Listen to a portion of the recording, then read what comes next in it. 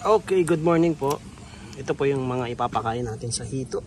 Yan, inaalis lang natin yung mga paa upang kasi ito madalas minsan nakakain din ng mga hito tapos bumabara sa kanila, sa kanilang tiyan. So dapat lang natin tanggalin yon. Minsan nalulunok nila yun eh. Okay, so ito yung mga mortality ng manok. Yan. So kaysa ibaon, ipapakain na lang natin sa mga hito. Yan, mataas sa protina, mabilis makapagpalaki ng mga alaga nating mga hito. Yan o. So ito ay day 16 na mga manok. Halos kulang-kulang mga nasa 3/4 o kalahating kilo na po itong mga ito. Yan. So hinihimay-himay yung kanilang mga paa, inaalis. Yung balahibo hindi na natin tatanggalin. Yan, hindi rin naman kakainin niya ng mga hito. So mapupunta lang yan sa ilalim. So kapag nag water change, yan, mapapalitan, makukuha din naman natin yung mga balahibo na yan. Yan. Yung mga balahibo, yan din yung mga kakapitan din ng ating mga nitrifying bacteria. Yung mga good bacteria na tinatawag. Okay? So tatanggalin natin yan, inaalis natin yan kapag ano na, magwa-water change tayo. Yan o.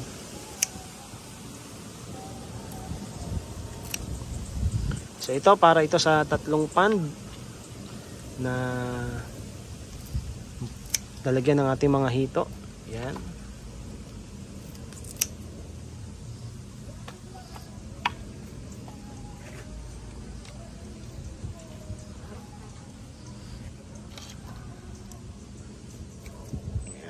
Taba po yan oh. Sayang kasi mga namamatay na manok. Yan, siguro sa humidity sa panahon din kaya medyo mahihina yung mga manok. Yan. So madami po yan, isang palanggana po ito eh. Yan yung mga manok na ito.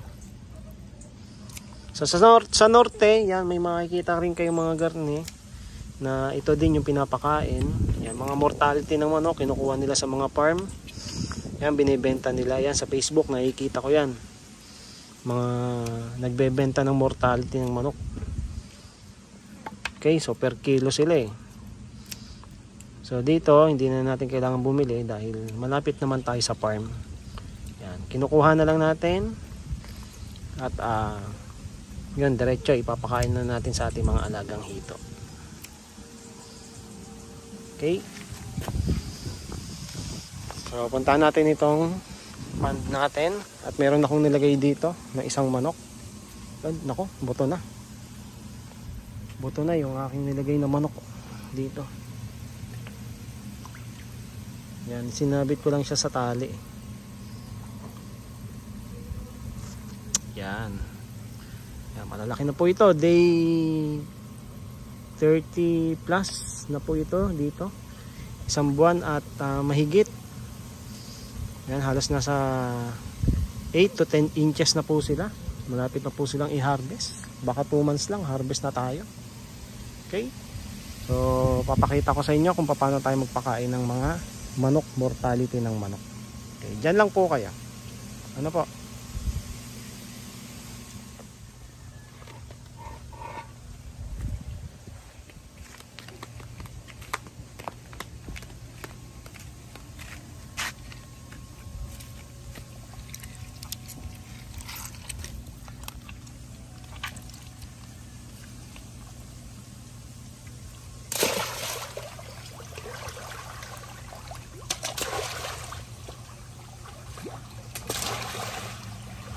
Okay, so diretso na yung mga manok. Yan. Dahil pinakuluan naman siya, sobrang lambot na niya. So yung mga laman na lang ang makukuha dyan. Kapag nagde-drain naman kasi tayo ng tubig, nagpapalit tayo ng tubig, yung mga buto naman naiiwan sa ilalim. So madali lang naman din natin siya nakukuha. Yan. So ganyan natin siya pinapakain. Diretso na, buo na yung manok. Kasi ilang oras naman siyang pinakuluan. So sobrang lambot po niya. Yan, kagaya ng isang yun. Yan, buto na lang yung nakuha sa kanya, yung natira sa kanya. Kasi sobrang lambot nga po niya, ano. Okay? So dito naman tayo sa kabila.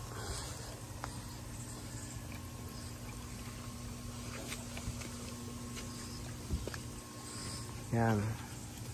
Ito. 3 beses po ito pakainin ng mga manok.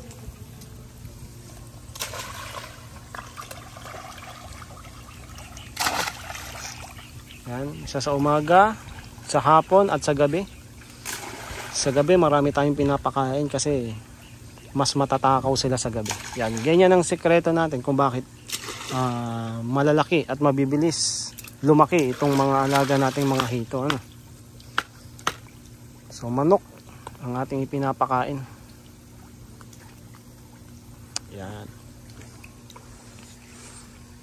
After nitong magpakain natin, yan, mga 30 minutes o 1 oras, paagusan naman natin siya ng tubig para yung katas ng manok ay lumabas naman po, ano po, at hindi makapag-pollute sa kanila. So paagusan natin siya ng tubig ng mga 1 oras. Yan.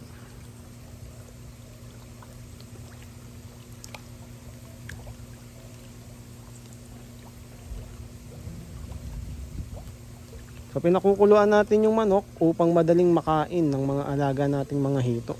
Kasi kapag hilaw po yan, matatagalan pa yan bago makain ng mga hito. Mabubulok pa yung manok dyan, babaho pa yung tubig. Magkakaroon pa ng polusyon. So makakain nila mauubos nila mga 1 araw, 2 araw.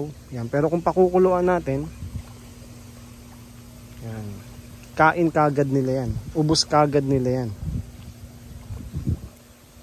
So hindi na mabubulok yung manok dyan at hindi na po babaho yung tubig ng ating pond. So hindi na tayo magpapalit-palit. Ano po? So yan ang ginagawa natin dyan. Kasi yung iba, nagpapakain ng manok, diretso na. So ang mangyayari, hindi siya kayang kagatin ng hito. Mabubulok muna siya doon. So kapag nabulok siya, saka pa lang siya lalambot. Ano po? So ang ginagawa natin, hindi po ganun. Ang ginagawa natin, pakukuluan natin siya ng mga 1 oras. Yan, para talagang malambot na malambot siya. Yan, malalaki na po yung mga hito natin dito. Halos nasa 8 to 10 inches na po sa loob ng 1 buwan at 1 linggo. Okay?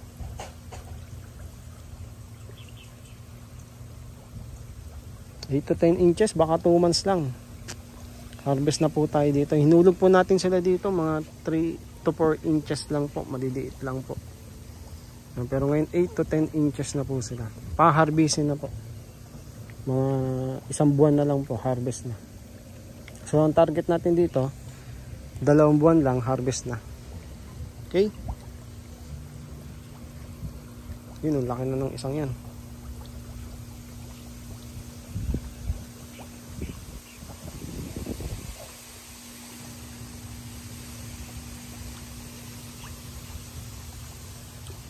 Tapos maya maya paagusan natin siya ng tubig. Yan, kapag mga ganyang naibabaw na sila, yan, mga busog na po yan, nakakain na po yan sa ilalim. Ano po, o yung iba kumakain pa lang din ulit sa ilalim.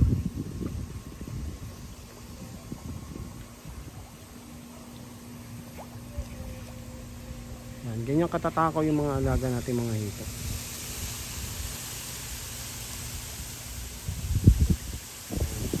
Tsaka kita nyo po yung mga katawan po nila, talagang kung mapapansin nyo po, bilog na bilog po. Talagang matataba yung mga alaga natin mga hito. Kasi itong kinakain nila, mataas sa proteina talaga.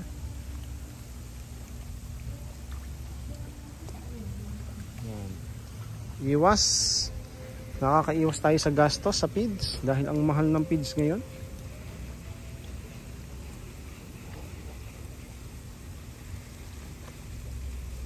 So buti na lang may mga mortality naman. Kaya malinis naman po yung mga manok na yan. Talagang bagong hango, bagong kuha doon sa mga farm. Kamamatay lang.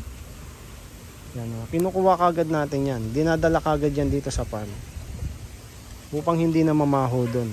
At upang hindi mamaho din dito, sa ating mga alagang isda, pakukuluan kagad natin yan. Yan. Malinis po yan. Malinis po yung pinapakain natin. So hindi po yan kagaya ng iba na talagang bulok na yung mababaho na. Ano po?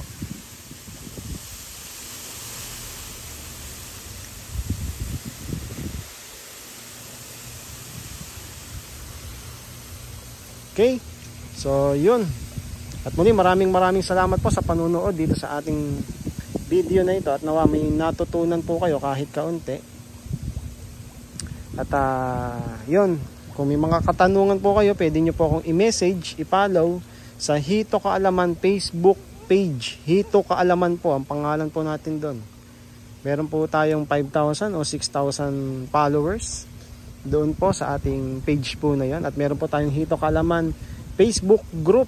Yan, nasa 11,000 po ang miyembro natin sa Hito Kaalaman Facebook group. Okay? Yan, oh. Okay, so muli maraming salamat po at God bless po sa ating lahat.